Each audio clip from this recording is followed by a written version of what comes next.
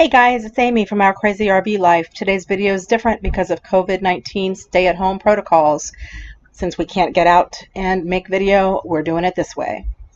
Have you ever wondered what all of the different RV classifications mean? Well, we're going to do an overview today. Starting with the Class A motorhome. This one is considered to be the king of the crop.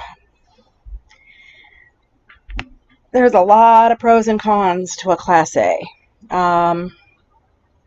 Actually, this is what Jeff and I plan on stepping up into in just a couple of years from our travel trailer, for quite a few reasons. It's more spacious, although that is not the number one reason that we're wanting to move up to it. I'll point that out when we get to it. There's a lot of room in a Class A for the most part. I mean, they vary in size all the way from, I think the smallest one is 27 feet all the way up to 45 feet. So obviously it just depends on the size that you choose and are comfortable with. Another thing is we love the elevated driver's view.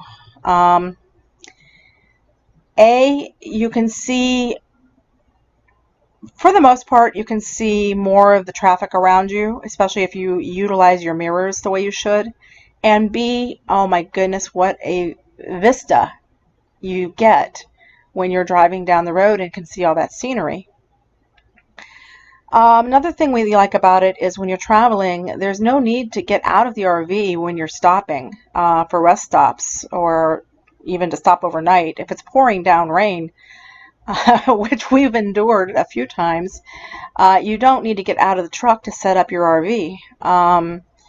They have automatic leveling systems. I mean, you push a button and they level. I mean, sometimes you're so much out of level that you have to add blocks or, pieces of wood to make it all safe. But in general, there's really no need to exit the RV when you're setting up, other than to hook up your electric and your water, your sewer and your fresh water. Another thing is Class A's have a tremendous amount of storage compared to the rest of the RV world.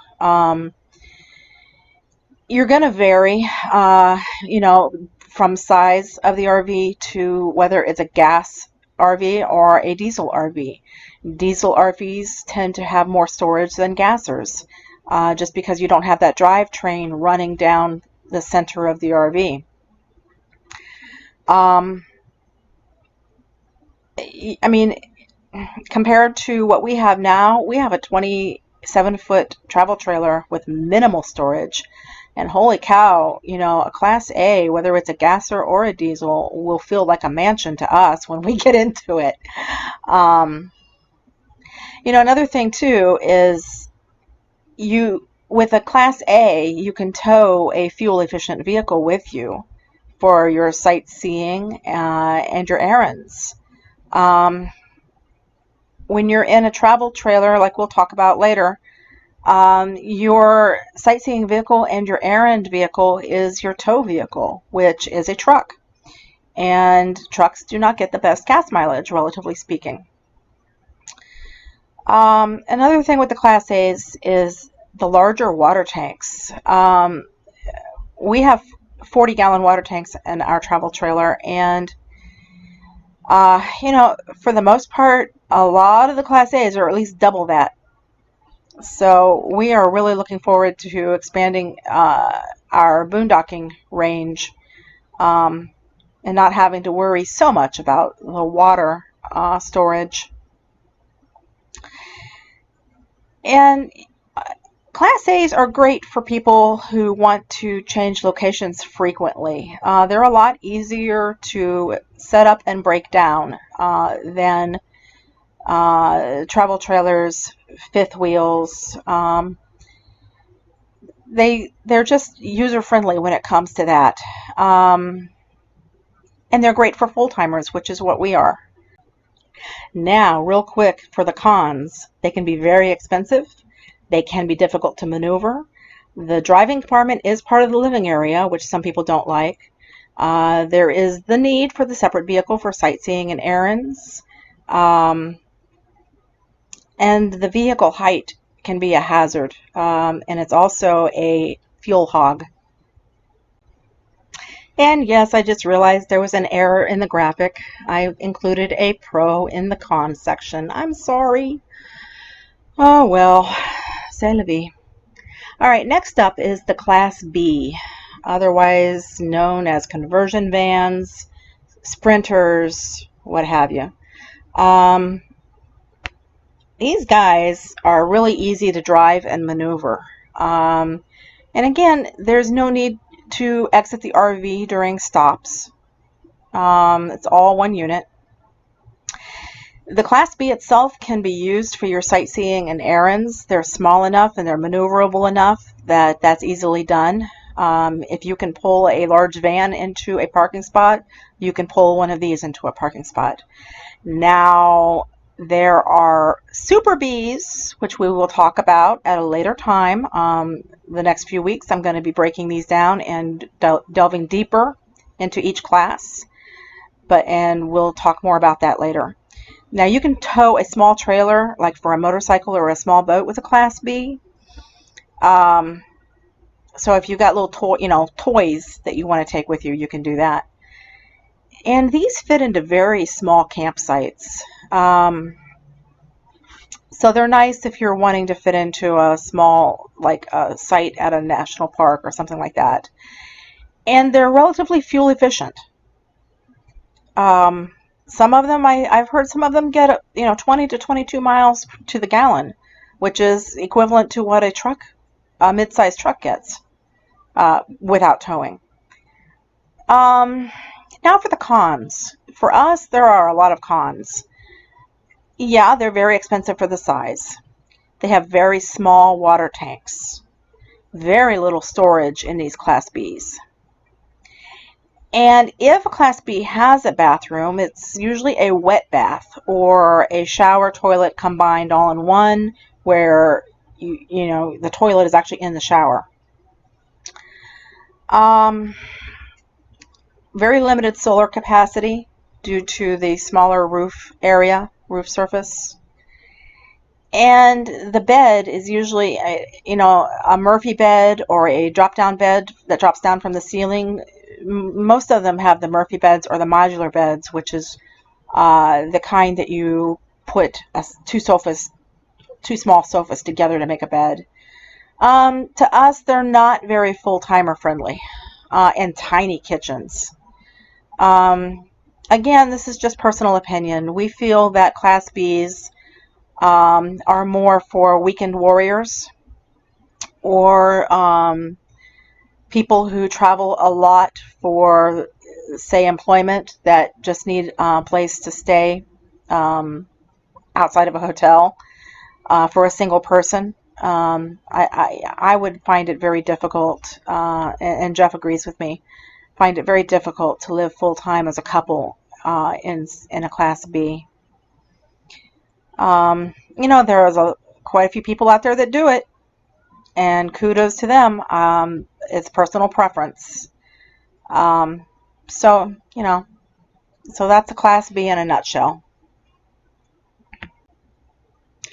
And now we move on to Class Cs. And again, there are a huge variety of Class Cs, and we will talk about that in a couple of weeks.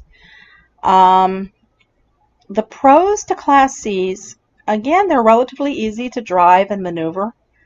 A little more difficult than a Class B. If you can drive a box van, like from U-Haul, a large box van, then you can drive a Class C. And they are one unit, so there's no need to exit the RV during stops. Now, one thing about Class Cs, the way the cockpit is built, they're generally considered safer than a Class A motorhome. Class Bs would be considered even safer than a Class C, but and it's just simply the way they are constructed with the cockpits. I mean, the Class B is on a van frame, So it's just as safe as, well, I wouldn't say just as safe, but nearly as safe as a van to drive. A Class C is safer than a Class A because it has the reinforced cockpit. It's not 100% open to the living area. Now, again, depending on the size of the Class C, that determines how large of a vehicle or trailer you can tow behind it. But for the most part, you can tow a small vehicle for sightseeing and errands. In general, you're not going to want to drive this as a sightseeing vehicle or as an errand vehicle. There are people who do, but it would be a lot more convenient to have a separate vehicle for that. A Class C can't fit into as many spots as a Class B, but it can fit into a whole lot more spots than a Class A.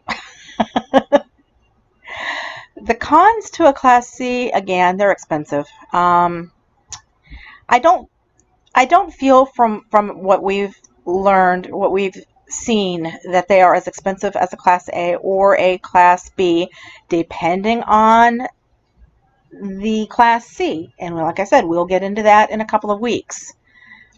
They do have smaller water tanks. They have larger water tanks than a Class B in general, but much smaller water tanks than a Class A. And again, there's not much storage in a Class C. And depending on the size, like I said earlier, the larger models can be difficult to maneuver, as difficult as some of the smaller Class A's.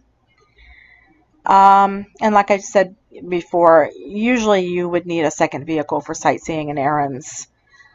And another con to the Class C is the small kitchen and bathroom. Most of them do have true bathrooms, not wet baths, but they are small. Jeff and I considered a Class C for a while, but after much research and walking through walkthrough tours and so on, we don't feel that they're very full-timer friendly, at least for us. I guess we are turning into Class A snobs. But anyway,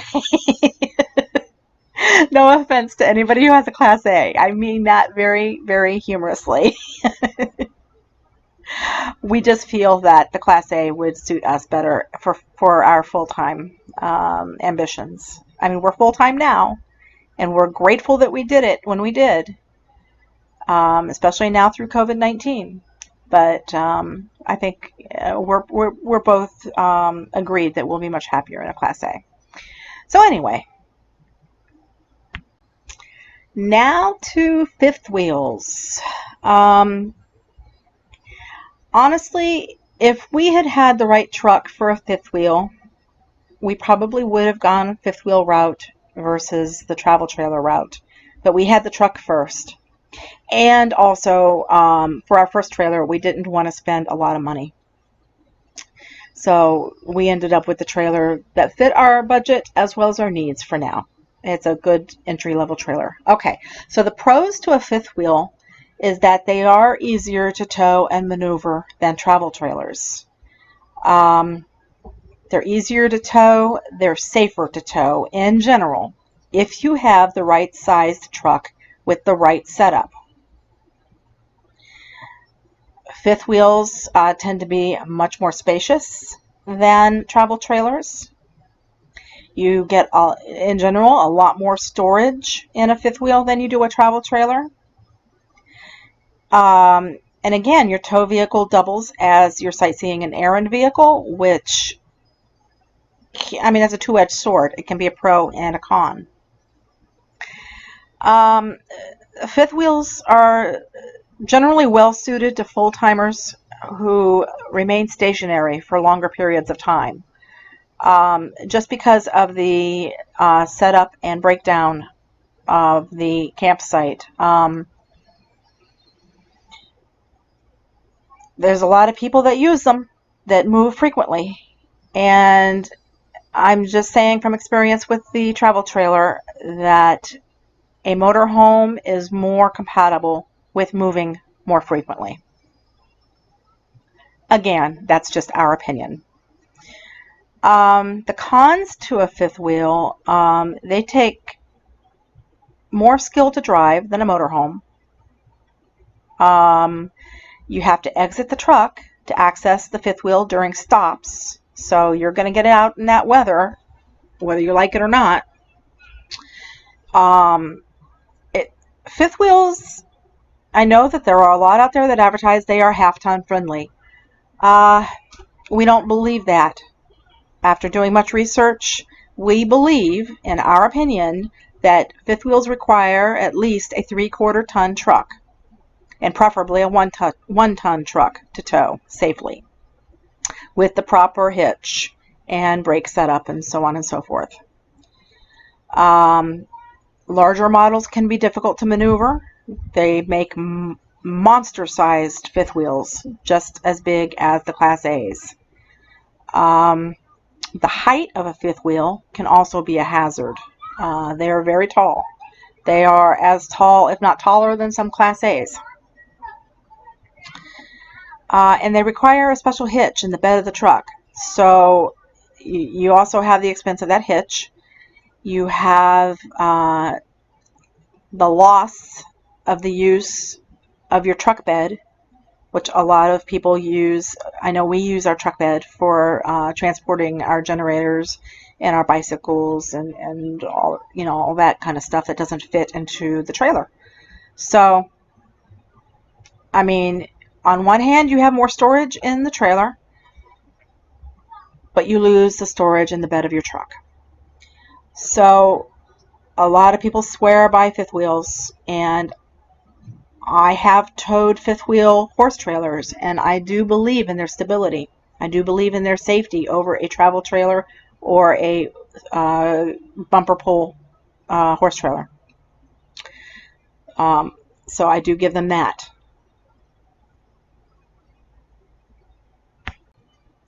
All right, and there is Smokey and the Bandit. Our home sweet home on wheels. All right. So travel trailer pros and cons. Travel trailers are the least expensive of all self-contained RVs. They can be anyway, because they can be as big or small as you want to purchase, depending on your tow vehicle. Okay, that's a big thing right there. We'll talk about that more in a minute. Again, your tow vehicle doubles as your sightseeing and errand vehicle. Again, that can be a pro or a con. Travel trailers generally have a lower height profile to worry about.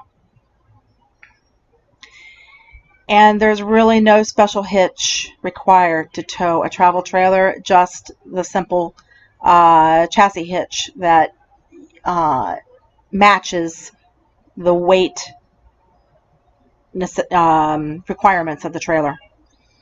You don't lose your bed space in your truck due to a fifth wheel hitch. Now, the cons to a travel trailer, which I touched on before when I was talking about the fifth wheels, they are the least stable trailer to pull on the road. Winds that you won't feel on a fifth wheel due to the stability of the fifth wheel hitch, you will feel in a heartbeat with a travel trailer. Weight distribution hitch, sway control, notwithstanding, you will feel it. People who say that you will not feel a trailer behind you, I take that with a grain of salt, because I've said it before myself, and I've realized it's because you're just used to the motion of the trailer behind you. It's not that you don't feel it. It's like, what do they call it? Nose blindness, where you smell something for so long that you don't smell it anymore. You tow the trailer until you don't feel it anymore. Okay. All right. So anyway, Travel trailers require the most skill to maneuver and to back up, just because of the pivot point, the difference in pivot point. Um, Again, you have to exit the truck to access. Oh, I'm sorry. I just realized there's another graphic error. I didn't change fifth wheel to travel trailer. All right. But anyway, you have to exit the truck to get to the RV to do anything during stops. I guess I need to check my graphics more thoroughly before I put them in the video. Oh well.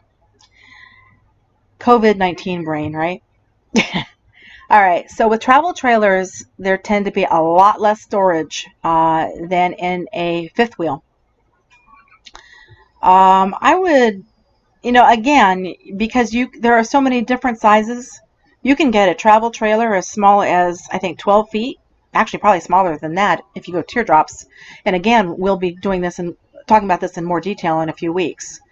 Teardrops are tiny, and I don't really consider them to be part of this because they are not fully self-contained. But I will touch on them. And then you can get travel trailers. Oh, you can get mammoth travel trailers. But, I personally would not want one just because of uh, the safety aspects of it. And again, the larger models can be difficult to maneuver. Um, there's a lot to be said for the entry level aspect of a travel trailer. On one hand, they can be a lot more affordable, um, but on the other hand, they take a lot more skill to maneuver, to drive down the road, and to back up. I feel and from the beginning relatively comfortable driving with our travel trailer because again I drove horse trailers. So take that as you will, and we'll delve into all of these different classes in the next weeks. And thank you for joining us, and we will see you next week. Stay safe, stay smart, and we love y'all. Have a blessed day.